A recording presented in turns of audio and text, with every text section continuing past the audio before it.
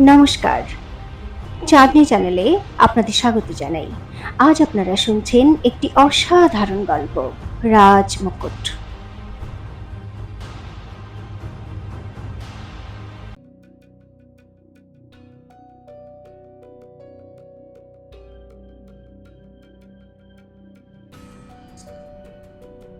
দেখতে দেখতে পুরো রানী মহলে হুটোপুটি পড়ে গেল। সুরেলার মাথায় যেন ভূত চেপেছিল। আমি শশীকলাকে মেরেছি, ও বেঁচে থাকতে পারে না। ওর চিৎকার শুনে সমস্ত পাটরানীরা নিজের নিজের ঘর থেকে বাইরে বেরিয়ে এলো আর ভয়ে ভয়ে ওকে দেখতে লাগলো। ওর চিৎকার রাজমহল পর্যন্ত শোনা যাচ্ছিল। সেজন্য তাড়াতাড়ি বীরেন্দ্র প্রতাপ আর চন্দ্রপতিও দৌড়ে দৌড়ে রানী মহলে এলো। এসব কি হচ্ছে? বীরেন্দ্র প্রতাপ অবাক হয়ে জিজ্ঞাসা করল, কি হয়েছে সুরেলার? তাড়াতাড়ি রাজবৈদ্যকে ডাকো। আদেশ পাওয়া মাত্র কিছু কিন্নর রাজবৈদ্যকে ডাকতে গেল। বীরেন্দ্র প্রতাপ এগিয়ে এসে সুরেলাকে ধরে বলল, সুরেলা, এ কি পাগলের মতো করছো তুমি? কি হয়েছে তোমার? বীরেন্দ্র প্রতাপ ওকে ওর ঘরের দিকে টেনে নিয়ে যেতে লাগলো, কিন্তু সুরেলা হাত পা ছুঁড়ে চিৎকার করলো, না না, আমাকে ঘরে নিয়ে যেও না, ওখানে শশীকলা আছে, ও আমাকে মেরে ফেলবে, ও নিজের মৃত্যুর প্রতিশোধ নিতে এসেছে, না আমি যাব না। বীরেন্দ্র প্রতাপ রেগে সুরেলার গালে একটা থাপ্পড় মারল। ও মার খেয়ে টাল সামলাতে না পেরে বীরেন্দ্র প্রতাপের গায়ের উপর পড়ে গেল। চন্দ্রবতী গভীরভাবে সবকিছু দেখছিল। সোনাল দৌড়ে এসে ফিসফিস করে বলল, আপনার পরিকল্পনা দারুণ কাজ করেছে মহারানী মা। আমি ওই রূপোর অলংকার সুরেলার ঘরে রেখে দিয়েছিলাম, ওটা দেখেই ওর তো হুঁশ উড়ে গেল। তারপর যেই জানালা খুলে দেখলো দূর থেকে আমাকে, শশীকলা ভেবে চিৎকার করতে লাগলো। চন্দ্রবতী চিন্তিত হয়ে বলল, আমার এখন ওকে দেখে খুব দয়া হচ্ছে সোনাল। আমি একটুও বুঝতে পারিনি ওর অবস্থা এতটা খারাপ হয়ে যাবে। হায় হায় মহারানী মা, সোনাল বিরক্ত হয়ে বলে উঠল, আজকাল আপনার তো একটু বেশি দয়া হচ্ছে। আরে আপনি কি দয়ার ঠেকা নিয়ে রেখেছেন নাকি? এখন তো এটা প্রমাণ হয়েই গেল না যে সুরেলাই শশীকলাকে মেরেছে। চন্দ্রবতী কোনো জবাব দেবার আগেই রাজবৈদ্য ওখানে এসে সুরেলার ঘরে ঢুকলো। কিছুক্ষণ আগেই সুরেলাকে নিয়ে বীরেন্দ্র প্রতাপ ওই ঘরে ঢুকেছিল। চন্দ্রবতীও দ্রুত ঘরে ঢুকলো। সুরেলা ওর বিছানায় অচেতন হয়ে শুয়েছিল। বীরেন্দ্র প্রতাপ দুশ্চিন্তায় পায়চারি করছিল। রাজবৈদ্য দ্রুত সুরেলাকে পরীক্ষা করতে শুরু করলো। বীরেন্দ্র প্রতাপ রেগে বলল, ও পাগলের প্রলাপ বকছে, পরীক্ষা করতে সময় নষ্ট করো না, দ্রুত জ্ঞান ফেরাও, আর জ্ঞান না যদি ফেরাতে পারো তাহলে চুপচাপ রাজমহল ছেড়ে চলে যাও। এরকম নিষ্কর্মা লোকেদের জন্য এখানে কোনো জায়গা নেই। রাজবৈদ্যের হাত কাঁপছিল। দাঁড়ান মহারাজ, চন্দ্রাবতী ওকে থামিয়ে দিয়ে বলল, এত তাড়াহুড়ো করবেন না, ও অনেক ভয় পেয়ে গেছে, গভীর আঘাত পেয়েছে। ও ধীরে ধীরে নিজে নিজেই ওর জ্ঞান ফিরে আসবে। আমি এত অপেক্ষা করতে পারবো না চন্দ্রাবতী, বীরেন্দ্র অস্থির হয়ে বলল, আমি চাই এর তাড়াতাড়ি জ্ঞান ফেরুক। যাতে একে দ্রুত কাল কুঠুরিতে বন্দি করতে পারি। ও শশীকলাকে মেরেছে, ও নিজেই স্বীকার করেছে, পুরো রাজমহল আর রানী মহলের সামনে। রাজমাতাও শুনেই নিয়েছেন নিশ্চয়ই এতক্ষণে। তুমি বেকসুর প্রমাণিত হয়ে গেছো চন্দ্রাবতী। কিন্তু কিন্তু তা সত্ত্বেও আমি আপনার কাছে মিনতি করছি মহারাজ। চন্দ্রাবতী হাত জোড় করে বলল, সুরেলাকে একা একটু থাকতে দিন, আমি ওর চিকিৎসা করব। একবার ওর জ্ঞান ফিরুক, তারপর ওর শাস্তির সিদ্ধান্ত আপনি নেবেন। বীরেন্দ্র প্রতাপ আর কিছু বলতে পারল না। ও এক পলকের জন্য চন্দ্রাবতীকে দেখতেই থাকলো। তারপর ওর দুটো হাত ধরে খুব নরম স্বরে বলল, আমার কাছে মিনতি করো না চন্দ্রা। রাজমহল আর রানী মহলের যে কোনো সিদ্ধান্ত নেওয়ার অধিকার তোমারও আছে। হ্যাঁ, ঠিক আমার মতোই। তুমি যেমন চাইবে তেমনই হবে। বলে বীরেন্দ্র প্রতাপ ওখান থেকে চলে গেল। রাজবৈদ্য তো আগেই সুযোগ বুঝে উধাও হয়ে গেছে। বাইরে দাঁড়িয়ে থাকা পাটরানীরাও এক পা দুপা করে পিছন পায়ে হাঁটা লাগিয়ে চলে গেছে। কিছুক্ষণ পর চন্দ্রাবতী সুরেলাকে নিয়ে নিজের ঘরে এলো, যেখানে আগে থেকেই কিন্নর সোনাল আর যাযাবরী যমুনা ওর জন্য অপেক্ষা করছিল। সুরেলা চিকিৎসা শুরু করার পর চন্দ্রাবতী সোনাল আর যমুনাকে বুঝিয়ে বলল, ওর জ্ঞান ফিরতে এখনো আরো অনেক সময় লাগবে। তোমরা আধ ঘন্টা অন্তর অন্তর ওর মুখে এই ওষুধের কয়েকটা করে ফোঁটা দিতে থাকবে। আর যতক্ষণ না আমি ফিরছি এখান থেকে কেউ বাইরে যাবে না। যে আজ্ঞে মহারানী মা, সোনাল সঙ্গে সঙ্গে বলল। কিন্তু আপনি কোথায় যাচ্ছেন? চন্দ্রবতী গভীর শ্বাস নিয়ে বলল, একটা অজানা চিঠির খোঁজ করতে। কি জানি, সত্যি হয়তো আমি ওই বাচ্চাটার প্রাণ বাঁচানোর কোনো উপায় পেয়ে যাব। যমুনা আর সোনাল পুরো কথাটা বুঝতেই পারল না। চন্দ্রবতী তাড়াতাড়ি পুরুষের পোশাক পরে মুখ ঢেকে বলল, মনে থাকে যেন এই রানী মহলে সবাই যেন এটাই ভাবে যে আমি এই ঘরেই আছি আর সুরেলার চিকিৎসা করছি।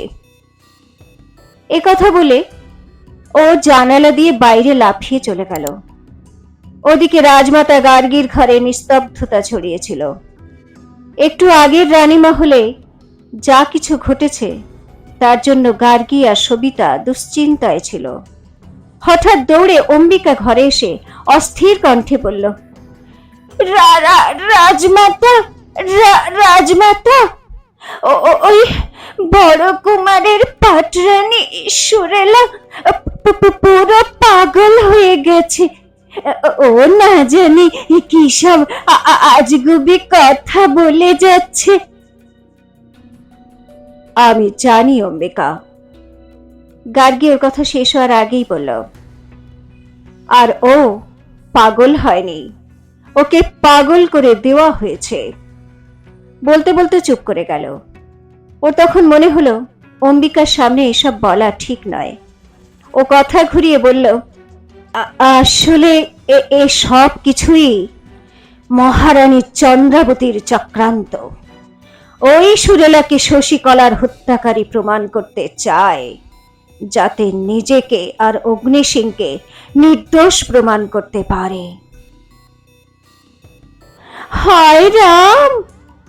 অম্বিকা অবাক হয়ে চোখ বড় বড় করে বলল, এই নির্বোধ মহারানী তো সত্যি খুব ভয়ঙ্কর। গার্গী হালকা হেসে বলল,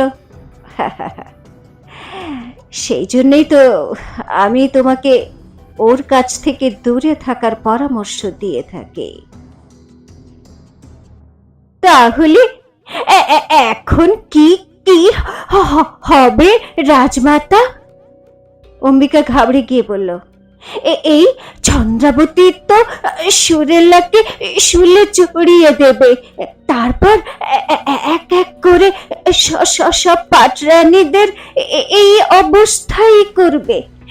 আপনি কিছু করুন রাজমাতা, না হলে সব কিছু লন্ড ভন্ড হয়ে হয়ে হয়ে যাবে।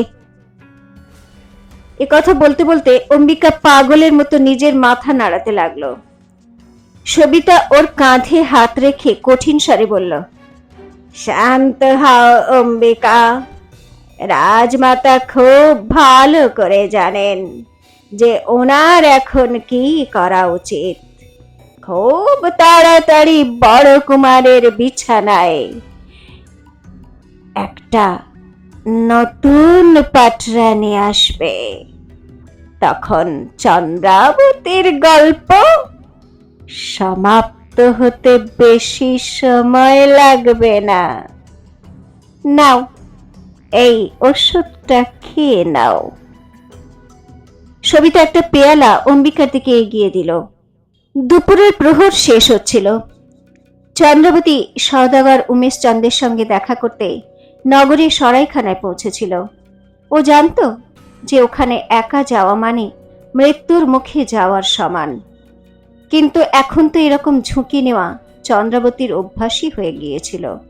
ও খুব সাবধানে সরাইখানার ভিতরে ঢুকলো আর পুরুষের গলায় বলল, আমি উমেশ চন্দ্রের সঙ্গে দেখা করতে এসেছি। চন্দ্রাবতীর পুরুষ কণ্ঠে সরাইখানার মালিক চমকে গিয়ে চন্দ্রাবতীকে দেখতে থাকলো। এভাবে দেখা বন্ধ করো। চন্দ্রাবতী দাঁত পিষতে পিষতে বলল, তাড়াতাড়ি বলো, কোথায় ও? সরাইখানার মালিক একটা গলির দিকে ইশারা করল। চন্দ্রাবতী গলির দিকে এগিয়ে গেল।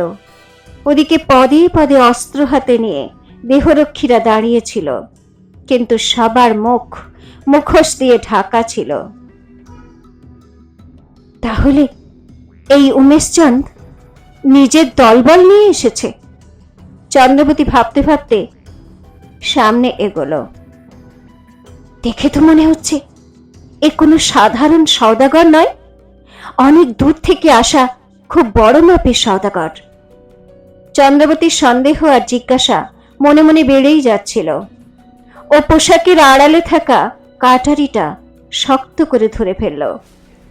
সামনে একটা ঘর ছিল। চন্দ্রাবতীকে দেখেই পাহারাদাররা ঘর খুলে দিল।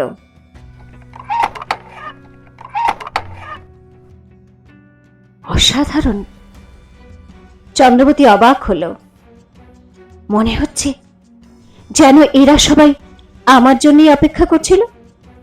তার মানে সওদাগর আগে থেকেই জানতো যে আমি পুরুষের ছদ্মবেশে আসব। চন্দ্রাবতী ঘরে ঢুকতেই ঘরের দরজা এক ঝটকায় বন্ধ হয়ে গেল। চন্দ্রাবতী ওর কাটারি বার করে দরজার দিকে ঘুরল। আরে, ঘাবড়াবেন না মাননীয়া মহারানী। তখনই একটা আওয়াজ শোনা গেল, আমি আপনার কোনো ক্ষতি করব না। চন্দ্রাবতী ঘুরে তাকালো, দেখলো সামনে একটা লম্বা মজবুত কাঠামোর লোক বসে আছে, যার গায়ে রেশমের পোশাক, গলায় দামি রত্নের মালা, মাথায় আঁটো সাঁটো পাগড়ি। পাগড়ির কাপড় দিয়ে মুখ ঢেকে রেখেছিল।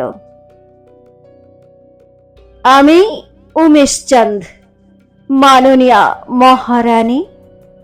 ও গম্ভীর স্বরে বলল, আসুন আসন গ্রহণ করুন। চন্দ্রাবতী সাবধানে ওর সামনে বসল। উমেশচন্দ ওকে মাথা থেকে পা পর্যন্ত দেখে বলল, আমি জানতাম আপনি পুরুষের ছদ্মবেশেই আমার সঙ্গে দেখা করতে আসবেন, আর সত্যি বলতে কি আমি আপনার এই রূপই দেখতে চেয়েছিলাম। রূপ তো আমিও দেখতে চাই। চন্দ্রাবতী কঠিন স্বরে বলল, এরকম ভীতুর মতো মুখ কেন লুকিয়ে রেখেছো তুমি? সাহস থাকলে এই মুখোশ সরাও।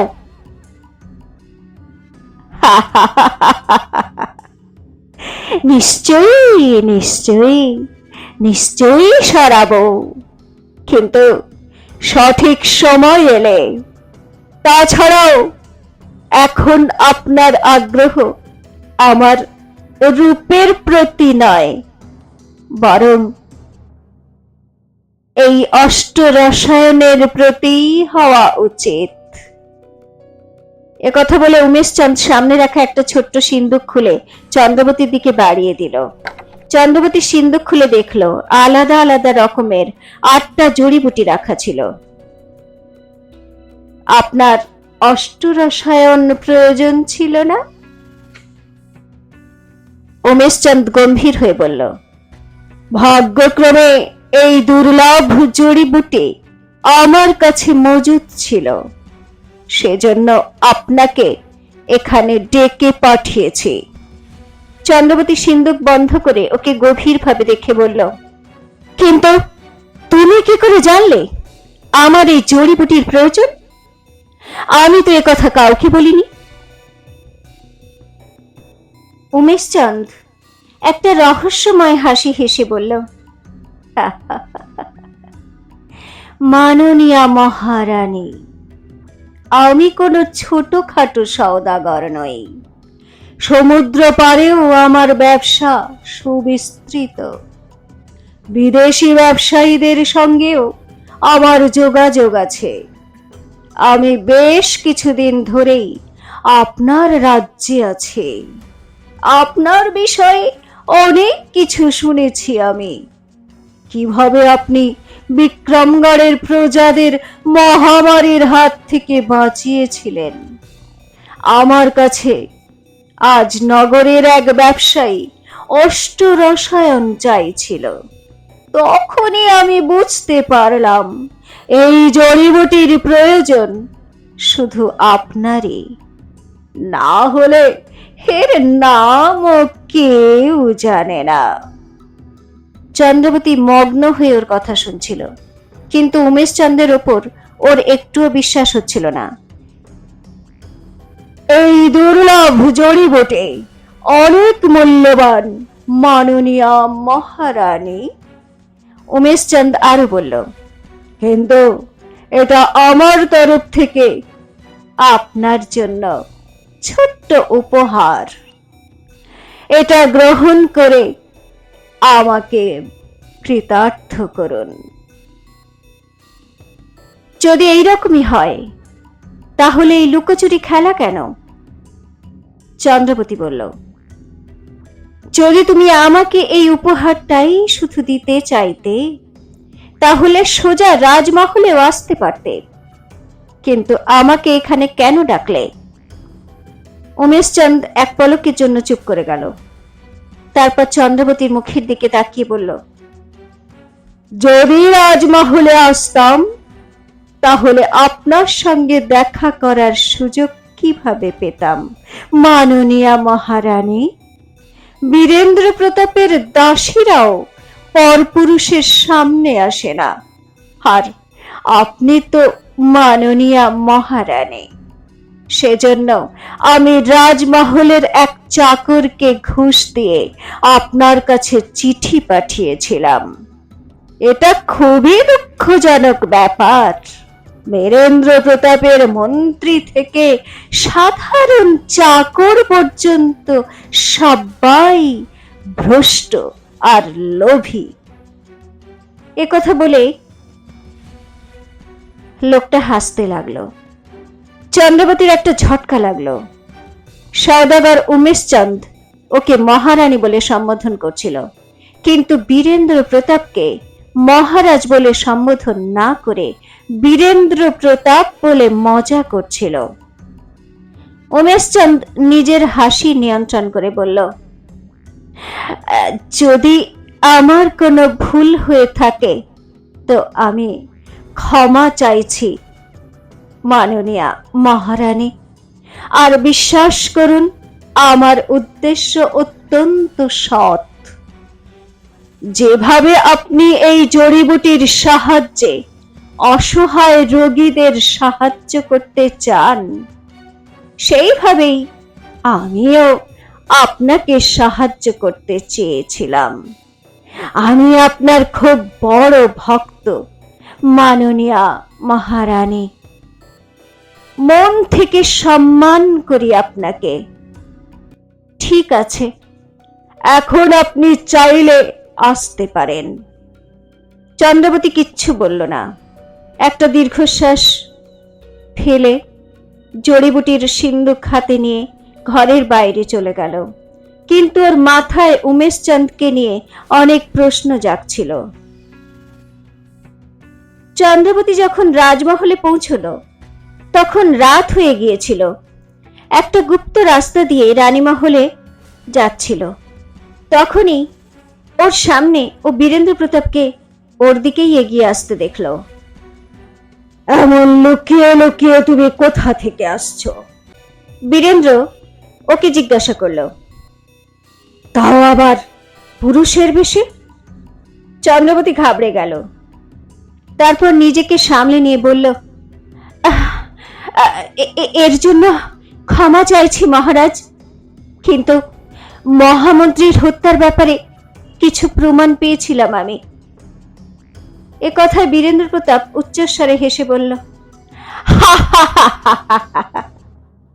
আরে তুমি এত ঘাবড়ে যাচ্ছ কেন? আমি তো মজা করছিলাম। আমি জানি তুমি আমার শত্রুর খবর নেওয়ার জন্য খুবই চেষ্টা করছো। আমার দিক থেকে পূর্ণ স্বাধীনতা আছে তোমার। আমি শুধু তোমার সুরক্ষা নিয়ে দুশ্চিন্তায় ছিলাম। বীরেন্দ্র প্রতাপের এই রূপ দেখে চন্দ্রাবতী খুব চিন্তায় পড়ে গেল। ও কি সত্যি বলছে না মিথ্যে? বীরেন্দ্র প্রতাপ গম্ভীর হয়ে বলল, একটা সূত্র আমিও পেয়েছি। ওই নর্তকীর আর মহামন্ত্রীর একটা অবৈধ সন্তান আছে। সে এখনো জীবিত। এ কথা শুনে চন্দ্রাবতীর পায়ের তলা থেকে মাটি সরে গেল। সত্যি কি বীরেন্দ্র প্রতাপ চন্দ্রাবতীর বিরুদ্ধে কোনো চক্রান্ত করছে? এই সওদাগর উমেশ চন্দ্রের রহস্যটাই বাকি। সত্যি কি সুরেলাই শশীকলাকে হত্যা করেছিল? রাজমাতা গার্গী সত্যি কি আবার বীরেন্দ্র প্রতাপের জন্য নতুন কোনো পাটরানি আনতে চলেছে? জানার জন্য শুনতে থাকুন রাজমুকুট, এক ঐতিহাসিক প্রতিশোধ, শুধুমাত্র চাঁদনীর সঙ্গে চাঁদনী চ্যানেলে।